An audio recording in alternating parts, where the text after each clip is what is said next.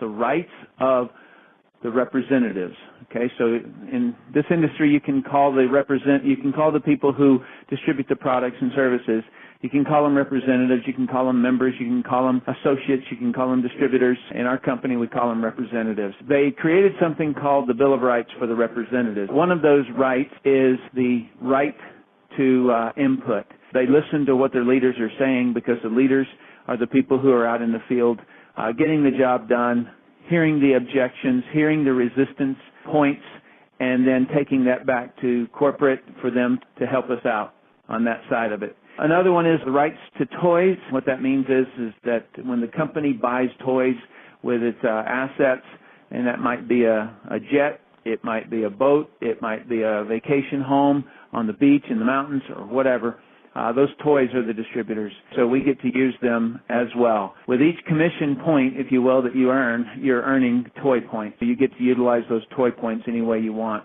If you wanted to have the jet fly out and pick up your prospect from Shanghai, bring them back to look at the company, you can use your points that way. This is tremendous because I've seen many companies who have basically gotten their success off the backs of the leaders and the distributors, and then they use those toys for themselves in their own pleasure.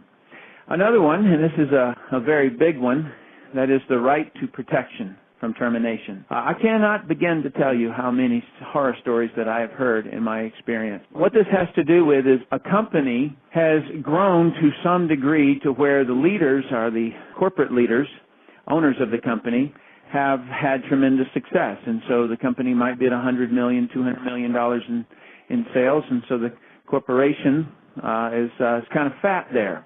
And what they do is they forget who it was that actually built them. Very, very often they take opportunities to eliminate paying these large commissions. Their view is, well, this person, and let's say it's Tim, has brought $100 million in sales, and we owe him a commission. And he is taking $100,000 a month from our profits. And so if we terminate him, he's not going to take his business with him, and so therefore we will get to keep that $100,000 in profit back to the company. It has long been a fight, a quiet fight that I've battled. I've asked companies that if you terminate somebody, could you please donate that money to charity so you don't look so evil. But I've not been able to get any of them to do that. So it is very unfortunate. But what this company, and the name of the company is RX, A-R-I-I-X. The way RX has gone about doing this is that they have a right. In other words, the distributors have the right to protection from termination. What that means is that if you do something in violation of the policies and procedures and the company deems it that it has really damaged the company, then what they do is they present the case to a board of your peers, 12 of them.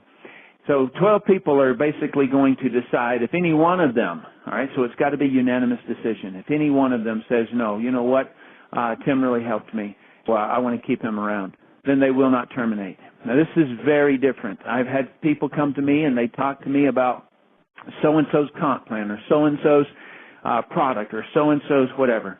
Well, you got to understand that it doesn't matter how much compensation that is promised in the compensation plan. If your policies and procedures will allow you to be terminated, then that compensation plan is not worth the paper that it's printed on. All right, this is a big, big issue.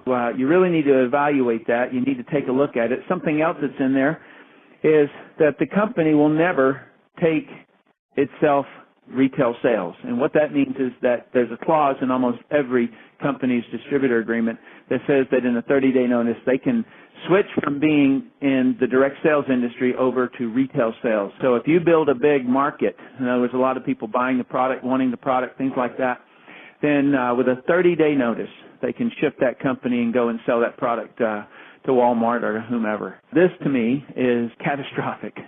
If you can just imagine an entire sales force of 100, 200,000, 500,000 people, the company deciding to take it retail. And if you think that doesn't happen very often, then you're not on the inside. You don't know what's going on. It happens all the time. That's another thing that you've got protection against.